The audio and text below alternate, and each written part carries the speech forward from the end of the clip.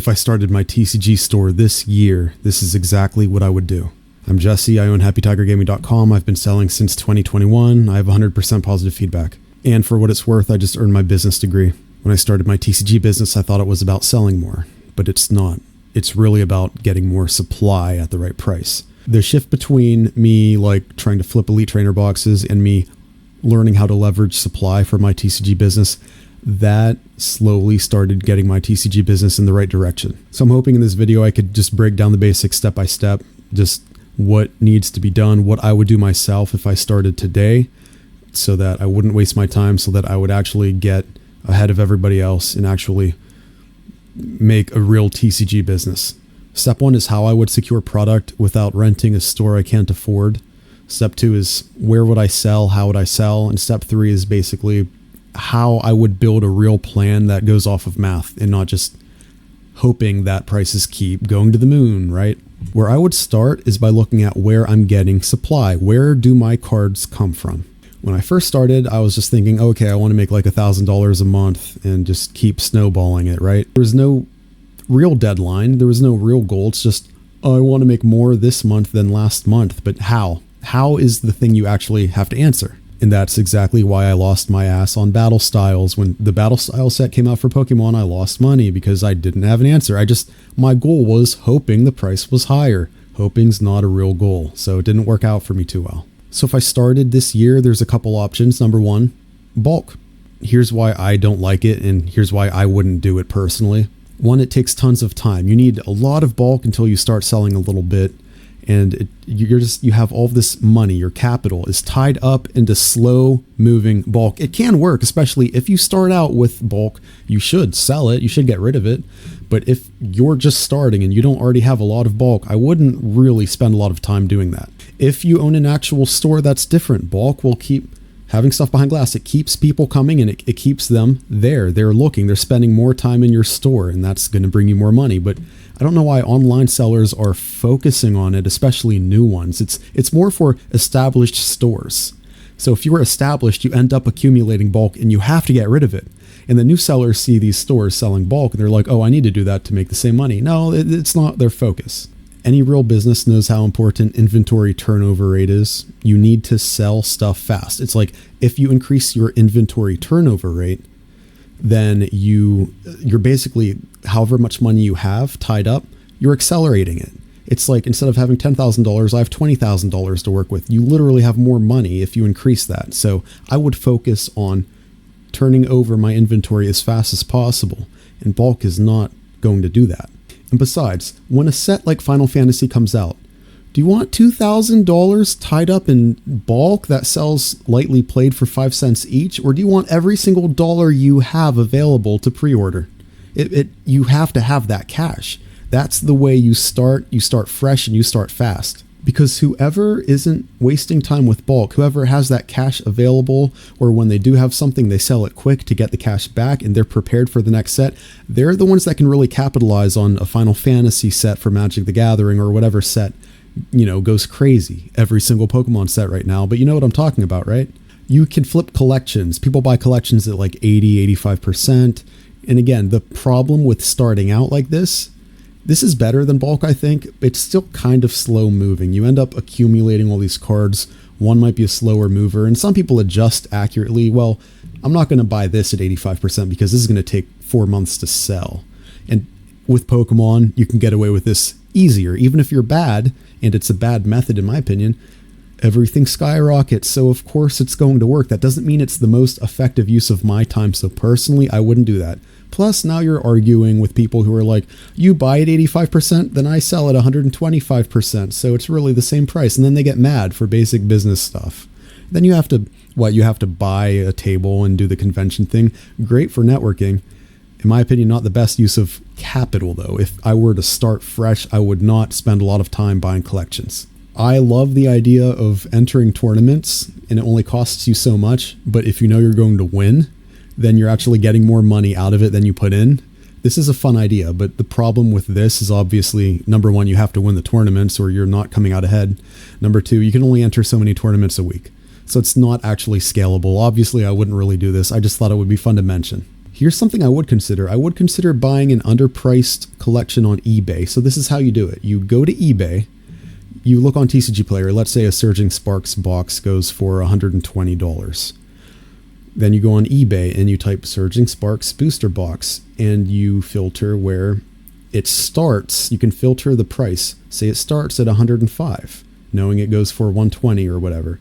And then you sort the results by lowest price to highest price. And you keep scrolling until you see the first Surging Sparks box. And you know, that's the absolute cheapest. You could buy it on eBay right now. You can use an eBay credit card. You could leverage that. Listen, hear me out. No APR for a year, right? This is what I would actually do. No APR for a year, and let's say I buy a box underpriced and sell it, you earn eBay points on that card. Every $1,000 you buy with that card, you earn $40 basically, that you could buy more inventory, a better printer, whatever. So that is something I would actually consider, but if you're afraid of credit, then maybe not for you. If you're selling on TCG Player or eBay, guess what? When you buy something on eBay, even underpriced, you're breaking even if it's 14% off. Otherwise, you're still losing money. All of the above, you can make money. You can go to LGSs and be like, hey, I want to be the guy.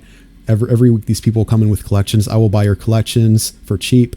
I will move them, and that will work. But to actually leverage my time and multiply my effort, I would look into distro access. And I know what you guys are thinking. You guys are thinking you can't get distro access without renting a building, right? Because I would not want to rent a place just to have to pay rent just so I have access to a distributor who still won't give me pre-orders. You guys need to realize you still won't get the Pokemon. If you got a store right now and you have distro, you still don't get Pokemon. You won't. You get what? 2 booster bundles because you're new. And you can't build allocations because no one can, because they're all solicit orders right now. In other words, you don't get access. You don't get access to the good stuff. You don't get access to the pre-orders. Not really. You have to build spend first by buying the bad stuff. So if you're spending money renting a store, I would not do that. I would not spend money on rent just so I can buy bad boxes, right? Just so someday, hopefully, I can build enough allocations while I'm losing money on one end. I would not do that.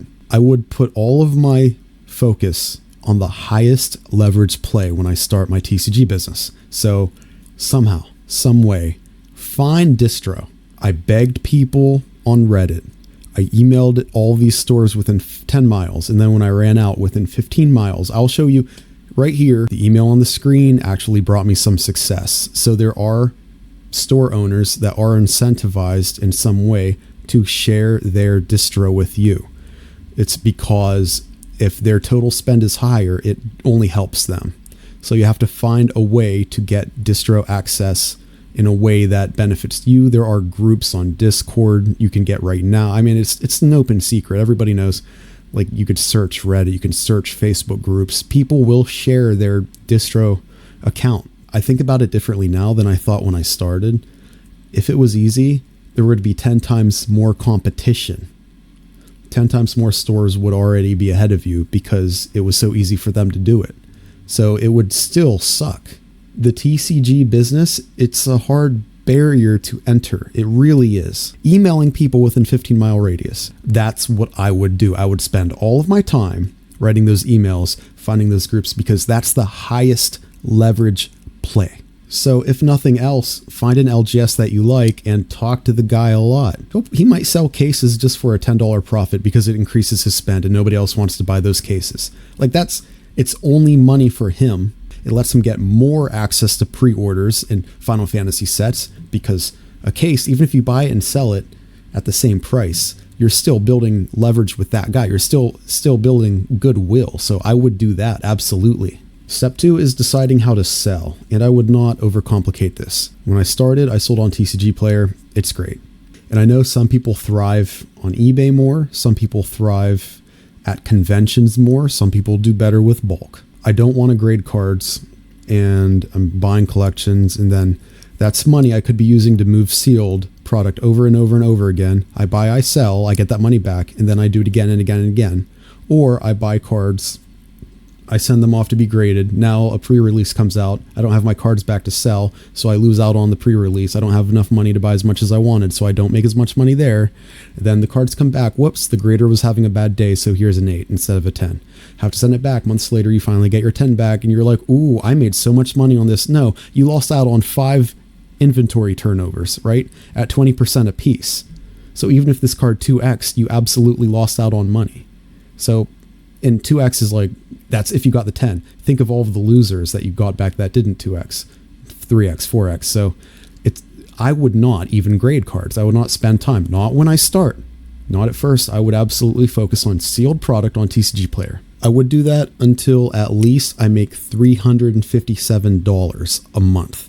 If I'm moving more than $357 a month on TCG Player top line, gross revenue, $357, like 2 boxes. If I'm moving more than that a month, then I would think at this point, the 14% fee that TCG Player charges is going to be more than a $50 fee on a month on Shopify or Squarespace. So at that point, it's like, I know there's professional stores that still use TCG Player because they absolutely suck at marketing, but the high leverage thing is to learn marketing.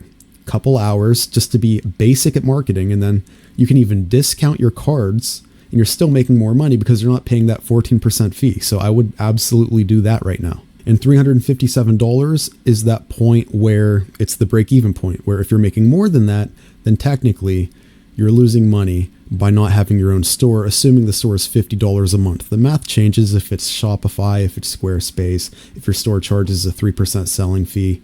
Some Squarespace plans don't.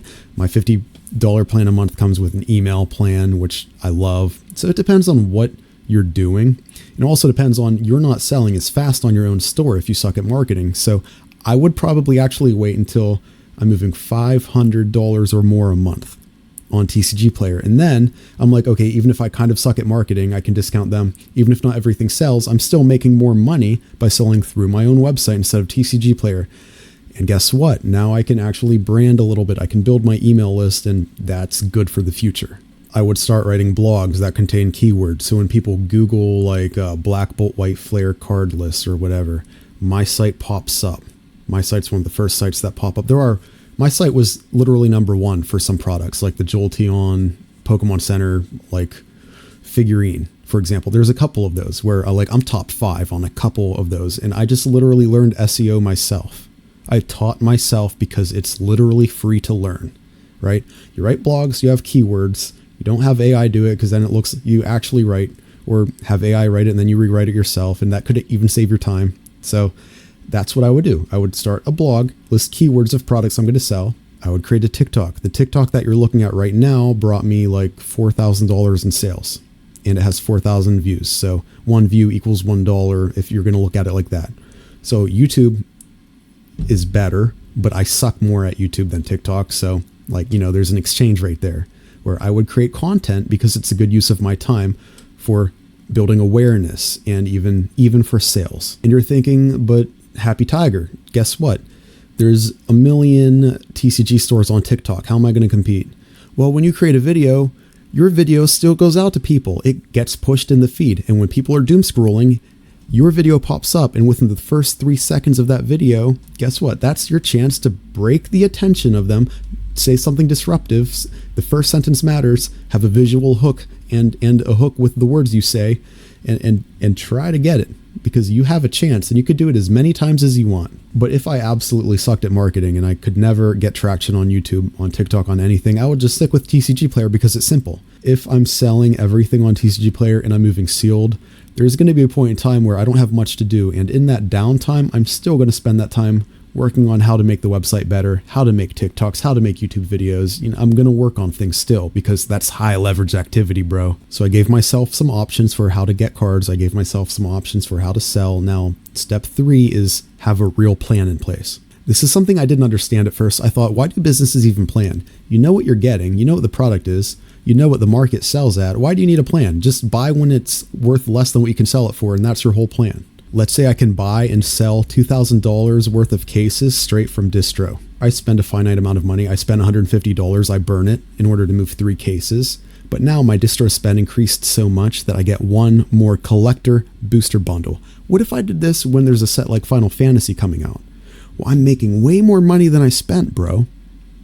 This is a high leverage activity because I planned and I forecast. Now, it's not always the straightforward, but if there was a box that said for every dollar you put in, you get 4 or 5 out, if that ever happened during a period of time, I would put all of my money in that box. I wouldn't waste any time sorting through bulk because a lightly played card might sell today if only I would sort it and then spend hours to list it all on TCG Player. What are you talking about? I'll spend all of my time moving $1,000 cases because it's quick and I can move a $1,000 case 5 times with the time it takes me to sort 1,000 cards that are bulk. What am I doing with my life with lightly played bulk that moves for $5 a day?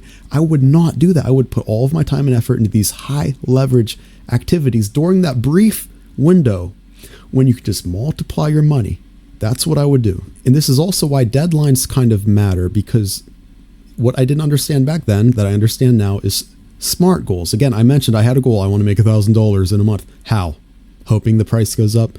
Now we can create a SMART goal. It's measurable. It's time bound. So if I started now, my SMART goal would be by September, I want to buy and sell, aka burn $150 to move 3 cases of, let's say, Outlaws of Thunder Junction, a Magic the Gathering set, because that increases my distro spend by $3,000, enough to get one more booster bundle. Oh, I spent $150. Yeah, but I get another booster bundle that's going to net me way more because I know what set that allocation increase is going to be allocated for. You can actually map this out. And the fact that if I started now and did all of this, I don't have rent or a store. I can just throw all of my money in there, and not having a store now is all of a sudden the advantage. If I'm working with a store owner who's doing the same thing, he has to pay rent. I'm still coming out ahead more than him. It's nuts, right? But of course, if you're working with a store owner, you're not going to get those booster bundles. So you also have to strategize or come up with, hey, well, can I get 1 or 2, or can I get half of your booster bundles if I increase your Magic the Gathering spend by this much? Blah, blah, blah. You can literally talk to people and figure it out. Humans are humans. That's what I would do. So if I could go back, I would slap myself with a stick and try to explain how leverage is better than just looking at margins. Right now, the TCG industry runs purely on hype. Scalpers are botting sites. People are fighting in Sam's Club. There's click wars. There's no plan B when it collapses. And when that happens, the weakest bottom 10% of stores are going to go out of business.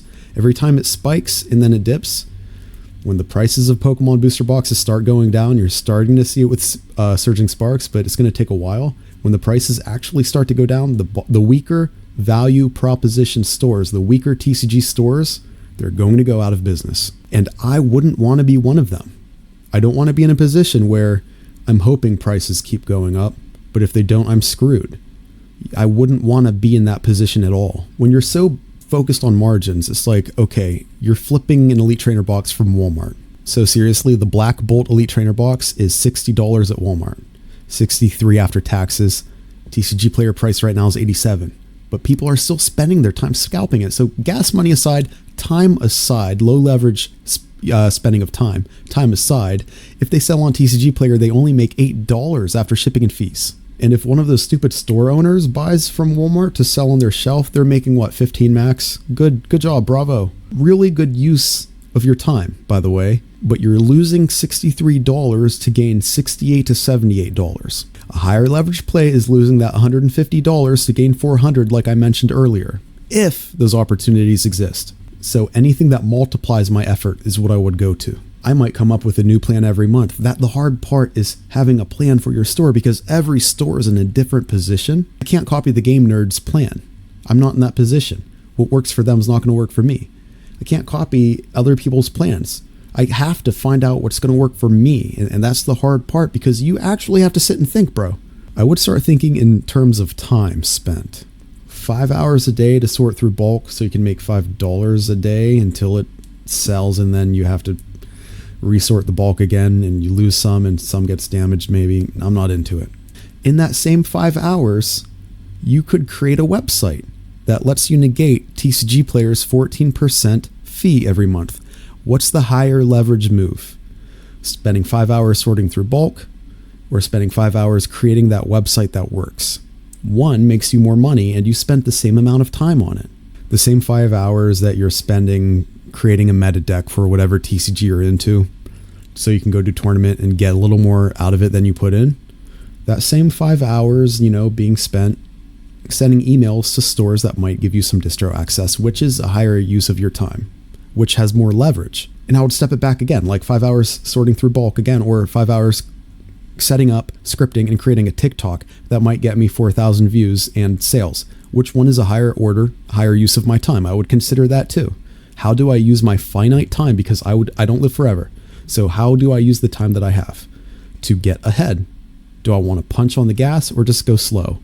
Me, I want to hit the gas. And I would also consider what's going to keep me alive when demand cools down. And one of the answers, so you don't end up like the bottom 10% of stores, is by that time, when Pokemon's not so hot, Yu-Gi-Oh's already not hot right now, when Magic the Gathering's not so hot, when there's 3 or 4 flops in a row and the bottom 10% of stores die, I want to have an email list in my own store set up by then. I need my own branding by then so I can email customers and bring them in, because they're not going to seek me out anymore. And I don't want to be the store with the weak value proposition that can't get a hold of anybody all of a sudden because he was selling on TCG Player, and stores, buyers just thought he was another TCG Player store. They're not going to keep his stupid business card. They're going to look on TCG Player again because they think they're going to buy the cheapest one anyway. Why bother with business cards? They have 1,000 because they bought from TCG Player. That would be some type of prevention, including creating social media awareness, trying to get YouTube subscribers, things like that. That is like preventative measure. So when the market cools, you still have some kind of audience. That's what I would look at. So the 3 things I would do is securing a source, deciding where to sell, and planning in case the market cools down, having a real plan, right? But I would think in terms of leverage the entire time. At least that's what's been working for me so far. And if I was starting again, I would only want to do what works. So if I could go back in time and tell myself one thing when I was starting back then, it would be leverage or lose, because I essentially wasted years not learning that lesson. And I'm only gaining traction now because I kind of started planning. But if you were building a TCG store this year, I want to know what you would do. Tell me in the comments. There's no wrong answer. I genuinely want to know, what is your priority? It's going to be different than mine. Everybody's different. Please subscribe. It helps me out. Like the video. Okay, bye. Have a good day. Bye.